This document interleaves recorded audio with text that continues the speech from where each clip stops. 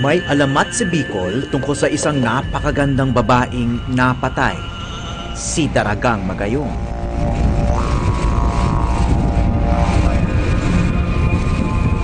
Unti-unting umusbong ang kanyang libingan.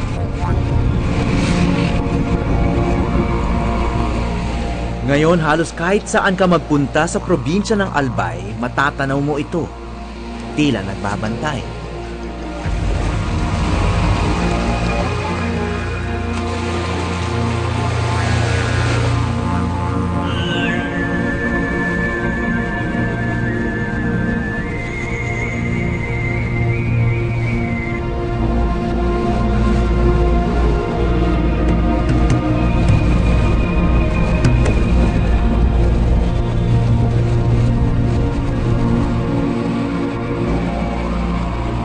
Ngunit may isang lugar sa probinsya na hindi na naaabot tanaw ni Daragang Magayong.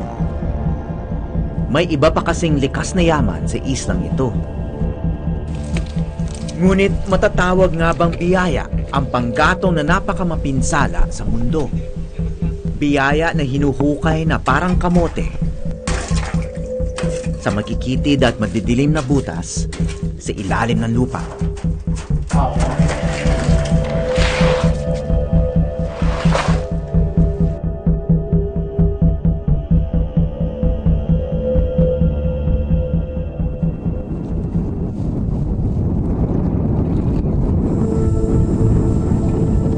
Binubuo ng 3 isla ang bayan ng Rapu-Rapu sa Albay.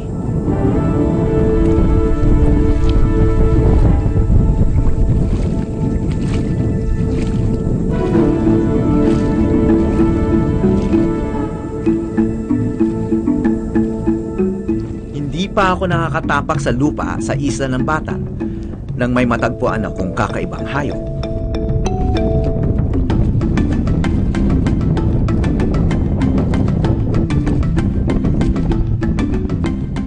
Anong klaseng isda ito? Yan. Di man ang isda. Kilala, alam nyo? Ha? Dalamod na ano? Ano siya? Sino kayo nakakaalam nito? May mga isda ba dyan? Ito nahuli siya eh. Ito si ate oh. Fish dealer yan eh. Maribel! Anong pangalan kaan? Anong klaseng isda ito? Kinakain ba to? Pigakaon nini. Ahas sa dagat. Ahas yan. Ahas sa dagat. Ahas ito? Ahas sa dagat. Ahas sa dagat. Ahas sa dagat. Kinakain siya? Hindi. Hindi. Kaya pala iniwan lang doon. Iyo, daian. Hindi naman nahuli siya eh. Nabingwit siya oh. Ayo ahas sa dagat. Ahas ito. Nalaman ko sa pagsusuri na hindi pala siya ahas, kundi isang moray eel. Hudyat kaya ito ng mga iba pang hindi inaasahang makikita.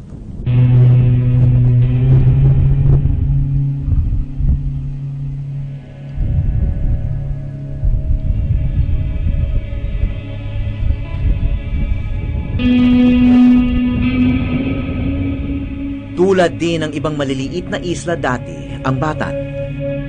Pangingisda ang pangunahing kabuhayan. Ngayon, wala nang kasaganahan ang karagatan dito.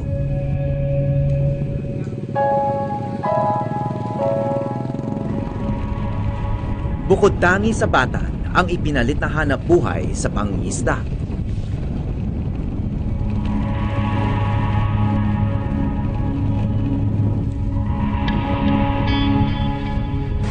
Ano ba si Ronald? Opo.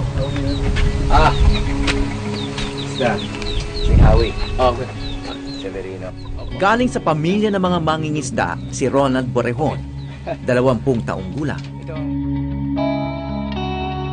Napilitan din silang itigil ito dahil sa kaunti na nga ang huli.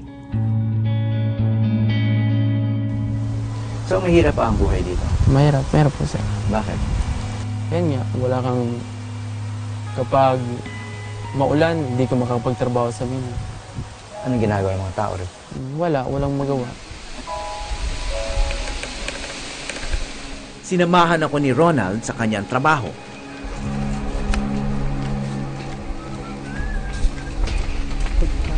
Ano to? Ito nasa sako. Ito na yung carbon, nilagyan na sa sako. Pwede hakutin na to? Ako din. Ito na yung product nila sa araw na to? Dami pala. Marami.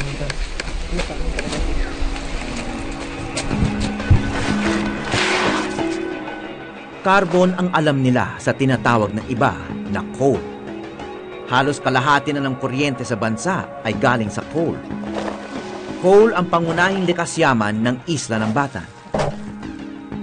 Nakapagtataka lang na sa kabila ng yamang ito, halos wala silang kuryente sa isla.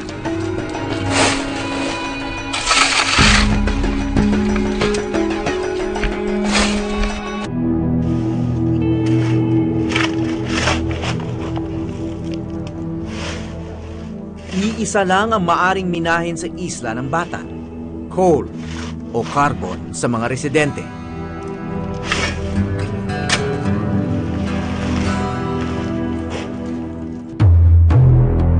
Mahigit isang siglo na mula noong nakilala ang Batan bilang isa sa 3 lugar sa Pilipinas na may malaking deposito ng coal. Noong panahon ng mga Amerikano rito, may mga dinala pang Igorot at Hapon na minero para magmina sa isla. Mano-mano ang kanilang paraan. Okay.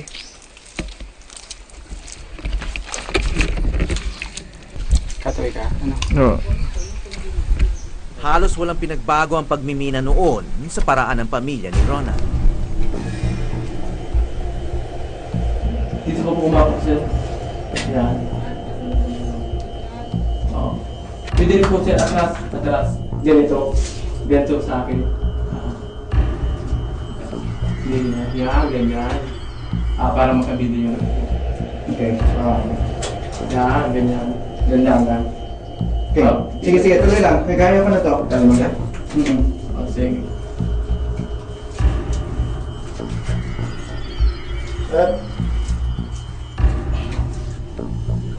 Kasi di palang madulas dito, no? Oo, madali. Kaya nga pinalis yung chinilas mo, sir. Kasi pag may chinilas ka, di ka naman makapagawa. Halos 1 buwan pa lang ang minahang ito. At katabi lang ng kasasara nilang mina. Ang pinsan niyang si Junji ang nagpahukay nito noong magkaroon siya ng kaunting kapital. Ito na po yun. Diyan na? Oo, ito na.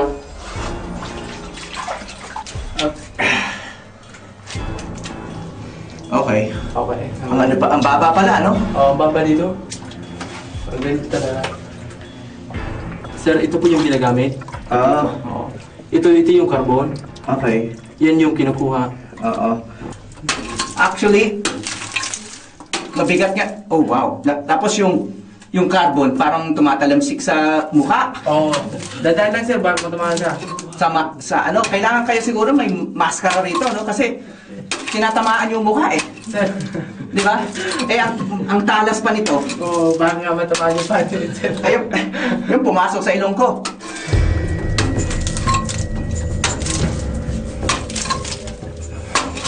So, ito talagang solid ito. Itong carbon na to. Oo, solid yan, sir. Solid yan hanggang kahit tuloy-tuloy yung tiko man ito, hindi ito mauubos. Hindi. Yan po, sir. Ganito talaga ito sa ilalim ng lupa dito. Oo. Ganito. Ganito. Talaga.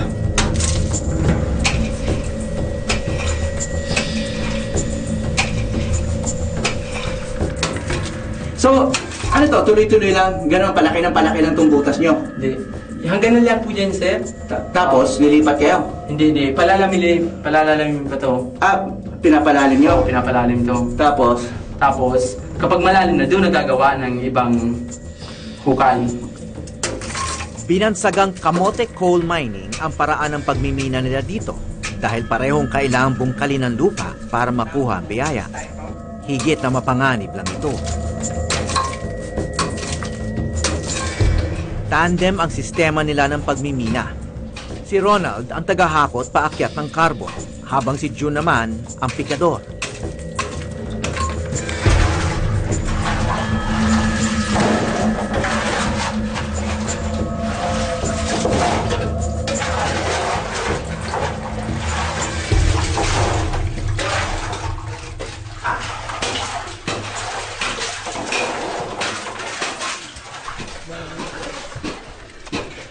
tinanggal ko na yung helmet. Sa sobrang kitid ng tunnel, tumatama yung ulo ko dun sa baba. Saan, sir? Sinubukan ko rin magpiko.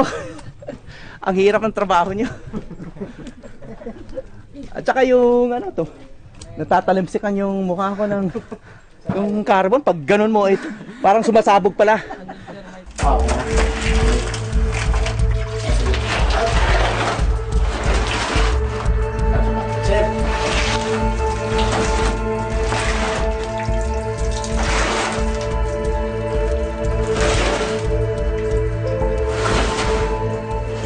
Limampu hanggang 70 kahon sa isang araw ang kayang punuin nilang magpartner. Dahil mababaw pa ang hukay at hindi premyado ang klase ng carbon, nasa 10 piso ang halaga ng kada kahon. Lingguhan ang sweldo rito. Kung pala rin na 5 sunod-sunod na araw makapagtrabaho, pwede mag-uwi ang bawat isa sa kanila ng 1,500.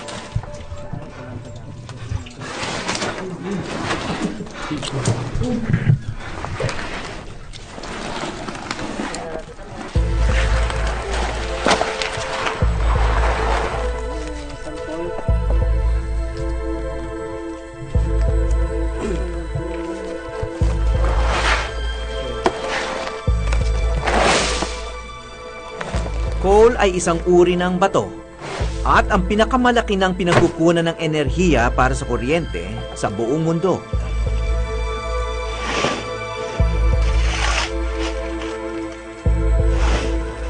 Ito rin ang pangunahing sanhi ng malawakang pagdami ng carbon dioxide sa ating planeta, na siya namang nagdudulot ng pagbabago sa klima o climate change. Mula rito, dadalhin ng pinsan ni Ronald na si Junji ang mga sako sa ibang barangay. Doon bibilhin ito ng kanilang suki na taga-mainland ng Bicol. 800 piso kada tonelada ang benta na binubuo ng 20 sako. 3,500 piso naman para ihatid at ibenta sa mga pabrika sa Maynila. Kung wala kayong carbon dito, anong pwedeng hanap buhay dito? Ay dati po nyugan ang hanap buhay dito, tapos pangisda, yun lang po ang pangunahing hanap buhay dito. Nung bumagyo, nawala yung niyog, tapos ngayon mahirap na yung isda. Kaya nagsakripisyo po sila dito sa mina at para may pangtusto sa pamilya. Yun lang. Ito na lang talagang Opo. hindi na, mahina ng isda. Tapos Mahina ano po. nangyari sa Nyogan? Binagyo po Anong bagyo ito? yung Yolanda. Hanggang po ngayon hindi pa bumabalik yung mga bunga. Tila ang pagmimina ng carbon na nga lang ang siguradong maaasahang pagkakitaan ni Ronald. Sa ngayon, may pangarap at plano na siya upang makakalas sa ganitong pamumuhay.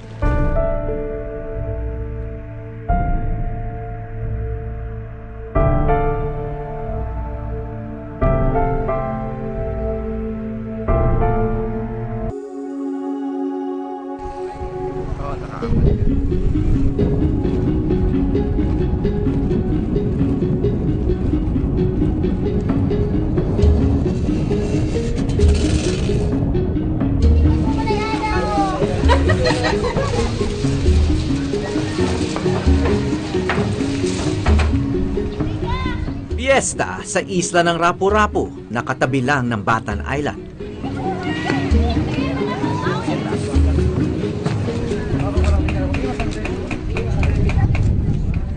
Isa sa mga paligsahan ay pagandahan ng tindahan. Ito yung winner. Wow! Kayong winner eh. Sir. Pero hindi ako judge ha. Okay po. Thank you po. Ito gawa rin dito? Opo. Gawa na rin po na. Magkano po ito? Gawa sa halamang karagumoy o mas kilala bilang pandan ang karamihan sa mga tinda niya. Bakit hindi abaka ang ginagamit nyo rito? Mas maganda yung karagumoy? So gumagawa talaga kayong banig dito? Po, sa baka naman po kasi ang ginagamit namin yung Tsinelas? Tsinelas nila. Ang mga produkto rito ay gawa ng mga kababaihan sa Batan. O sa... Hindi sila maaaring magtrabaho sa mina, kaya nagsusumikap sila na maghanap ng sariling mapagkakakitaan.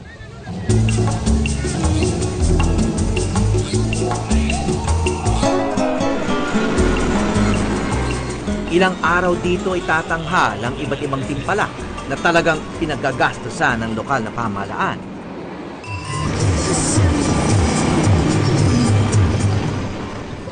Samantala, ilang kanto mula sa kasiyahan. Isang gusali ang tila nakalimutan na.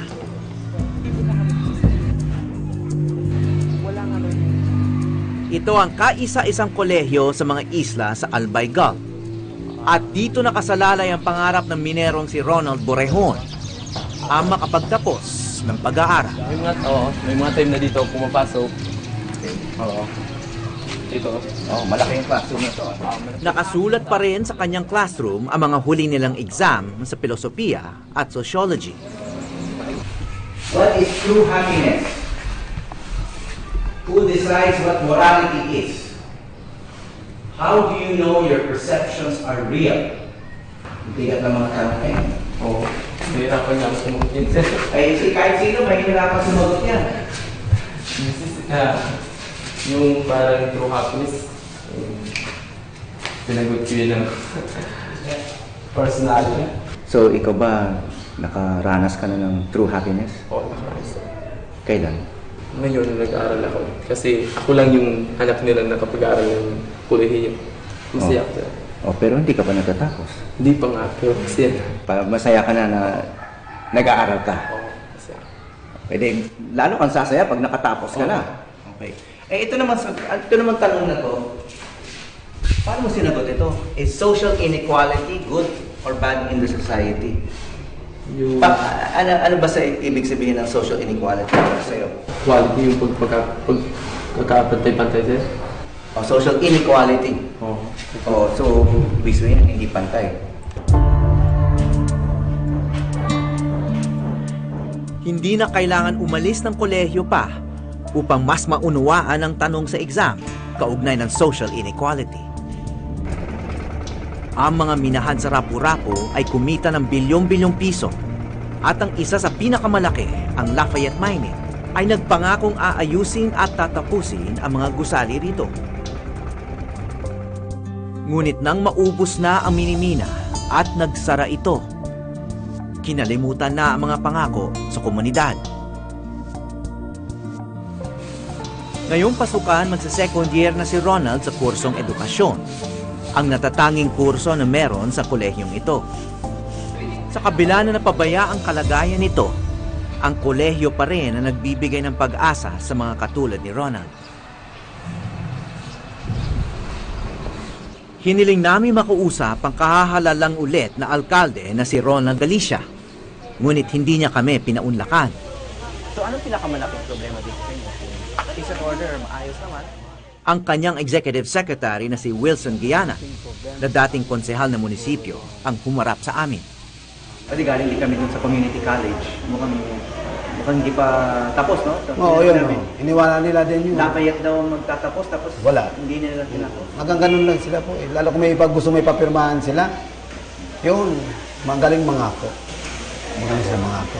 Wala naman natatapos eh. Kaya yung community college building, hindi naman tapos. May hagdan pero walang second floor. Walang second floor. So, hindi na yan tatapusin? Siguro hindi na. Pero ang agreement namin yan, during my time as councilor, talagang tapos yan at maganda talaga.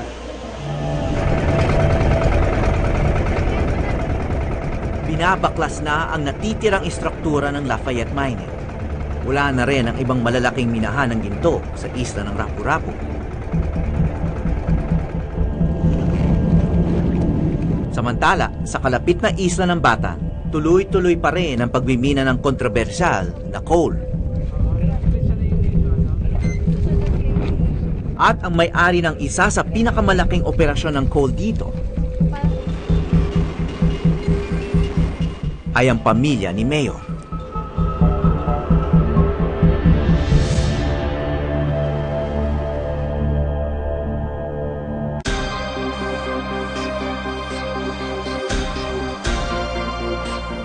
Kasabay ng pagmimina sa Rapu-Rapu Island ang mga malalaking fish kill sa karagatan nito. Pati mga sperm whale hindi nakaligtas. Noong fish kill ng taong 2005, Nasira ang makinarya ng Lafayette Mining na nagbobomba ng dumi ng mina papunta sa tailings pond. Sira din ang backup pump. Kaya umapaw mga kemikal at ibang toxic waste at tumapon sa dagat kung saan nangingisda ang mga taga-isla. Hindi lang isang beses ito nangyari. Bago pa man buksan ang minahan, tutol na ang mga tao. Ngunit pinahintulutan pa rin ito ng pamahalaang Arroyo. Bumuo ng Rapu-Rapu Fact-Finding Commission ng Pangulo noon para imbestigahan ang nangyari. Magkasabay kami noon ng nung DNR at saka yung kami sa INICAR. Kaya lang nung magsasampling na sana kami, sabi namin sabay kami kukuha ng mga samples para makita na walang magic na kung saan sila kumuha, saan din kami kumuha, mga parehas na gano'n. Pero ang naalala ko noon is the day na magsasampling kami, wala na yung tao from DNR. yung pinadala nilang tao. Tapos parang sabi nila is kumuha na ng samples, tapos umalis na. So, yun na yung results nila afterwards is hindi nga daw galing doon sa mine yung cause ng fish kill. Nalunod daw yung mga isda, sabi ng DNR. Nalunod daw. Sadyang nakakasira talaga yung pagmimina, lalo na sa mga island ecosystem. Buong Pilipinas po, opo. Kasi mga isla po tayo talaga, yung daanan ng bagyo, madalas inuulan, yung mine tailings, yung mga dumi ng mina, kahit pa encapsulated nila yon, mauulan, dadalhin ng tubig ng runoff water, pababa sa dagat. Sa report na isinumite ng Rapu-Rapu Fact-Finding Commission kay Pangulong Arroyo, kapabayaan ng Lafayette at ang Department of Environment and Natural Resources ang dahilan ng fish kill.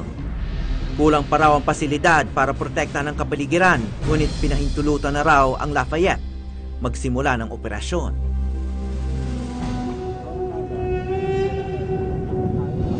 Nalaso ng karagatan na pumapalibot sa 3 isla ng Rapu-Rapu, kasama na ang isla ng Batan kung saan marami nang tumigil sa pangingisda at pumasok na sa mga mina ng carbon.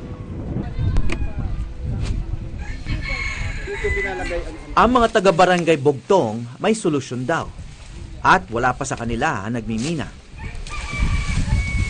Pero lahat ito ginagawa na sa bangka. Ayon kay Rogelio Bananya, isang leader dito, tinatawag nila itong buya. Ihinuhulog nila ito sa ilalim ng dagat gamit ng lubid at bato. Ginagawang tahanan ng mga isda ang mga dahon at doon sila nangingitlog. Matibay ito. Inaabot ito ng 2 taon, 3 taon pag hindi din na ng bagyo. Kasi pag duwan ang bagyo, malakas ang dagat. Lumulubog sila. Sumama kami para silipin ang mga nakapwesto ng buyang malapit lang sa kanila.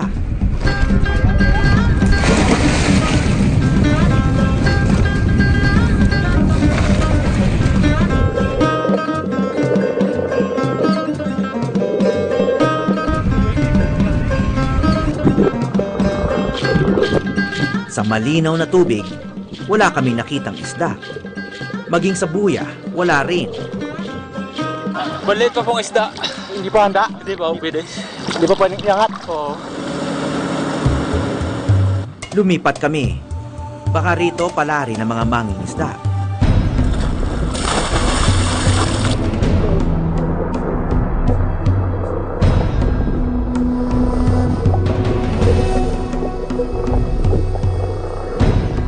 Bokya na naman sa tahanan ng isda. Wala na naman isda. Bago kayang panganak. So, nilipat pa uli. May mga ibang buya pa. Baka sakaling meron doon. Okay.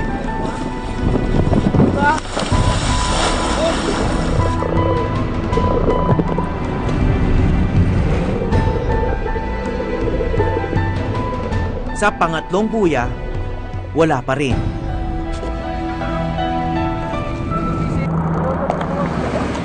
Matumal pa talaga ngayong tag-init. Sa mga susunod na buwan, mas tiyak daw ang huli.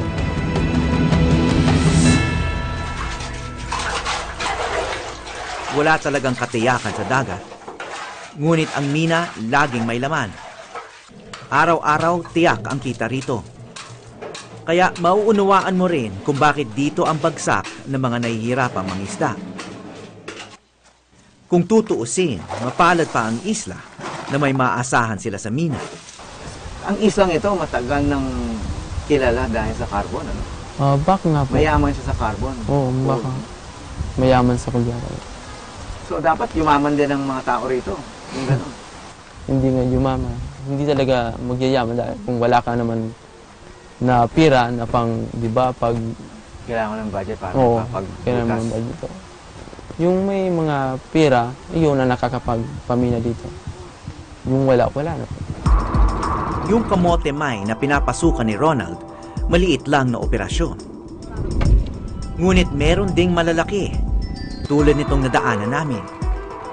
Ayon sa mga residente, ang pamilya ni Mayor Ronald Galicia ang isa sa pinakamalaking operator ng coal mining dito. Kaya sa kanila raw ang mga pinakamalalaking bahay. Nakapangalan sa kapatid ng alkalde na si Dick Galicia ang permit sa pagmina ng coal mula sa Department of Energy. Noong panahon ng fish kill sa Rapu-Rapu, siya naman ang nakaupong mayor.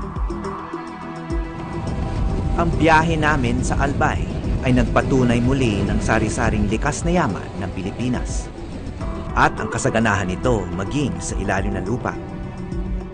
Ngunit natuklasan uli namin na bagkus may yumayaman dahil dito, mahirap pa rin ang karamihan. At madalas dahil nasisira ang kapaligiran, lalo pang humihirap ang mga taga-isla. Kung ako tatanungin as a rule, yes. I-phase out yung mining ng coal. Because karamihan yan ginagamit as fuel, hindi as filter, tulad ng sabatan. Marami naman tayong alternative energy sources like wind, water, tsaka geothermal. Kaysa dyan sa carbon na proven malaki ang damage sa atmosphere. Noong patapos na ang shoot namin, hinatid namin si Ronald kung saan siya bababa pauwi sa kanila. Nagkataon imbakan nito ng carbon. Maaring nandito na rin ang pinaghirapan niyang buhatin mula sa mina. Yan lang din ang alam niyang gawin. Kahit pangingisda, wala siyang karanasan. Kaya nangangarap siyang makatapos para lumawak naman ang kanyang mundo at hindi na siya kailangang bumalik pa sa ilalim ng lupa.